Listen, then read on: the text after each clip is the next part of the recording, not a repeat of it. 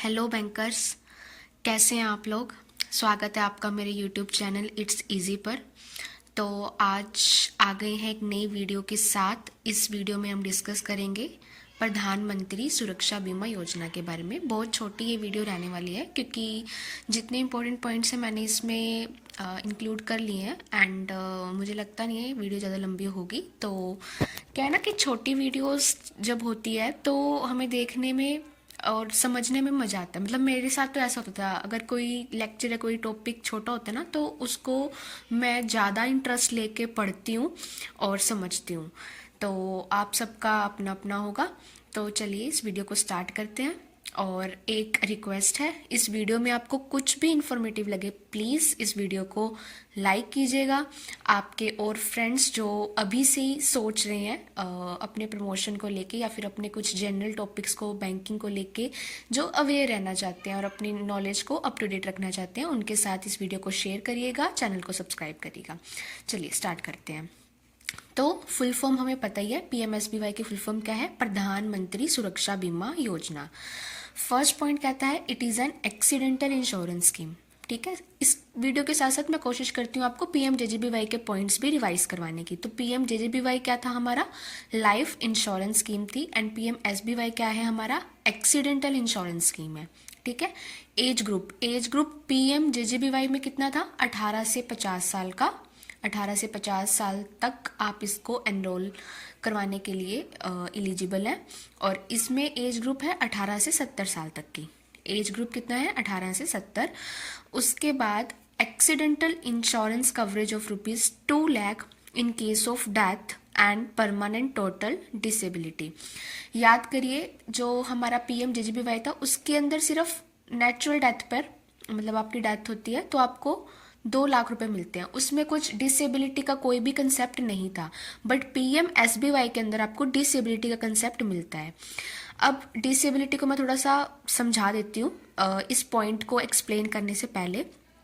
तो डिसेबिलिटी आपकी total disability होनी चाहिए।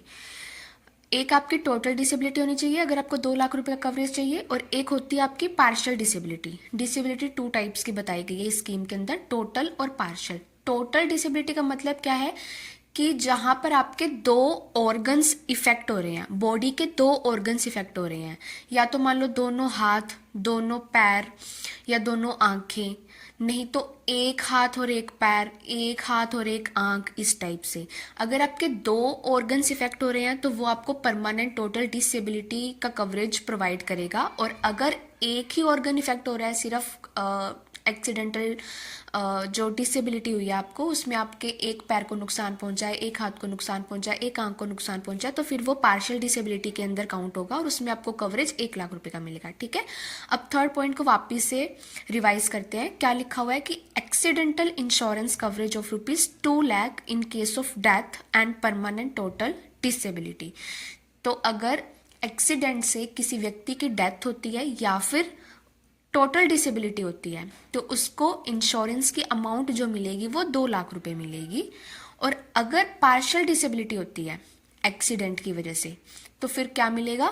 1 लाख रुपए का इंश्योरेंस मिलेगा। इसका इंश्योरेंस कौन स्पॉन्सर करता है? Oriental insurance company limited. क्या आप लोगों को याद है पीएमजेजेबीवाई का कौन करता था?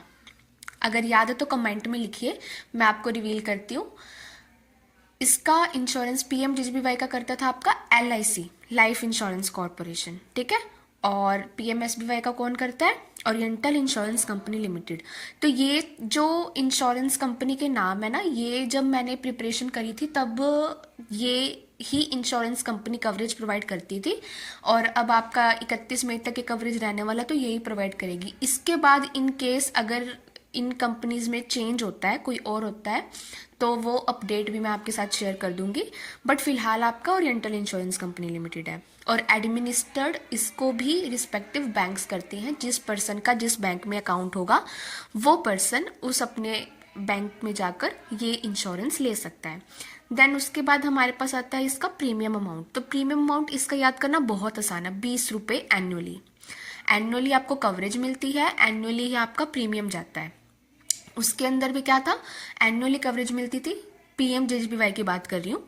और आपका इंश्योरेंस आपका जो अमाउंट थी प्रीमियम की वो थी 436 रुपये की।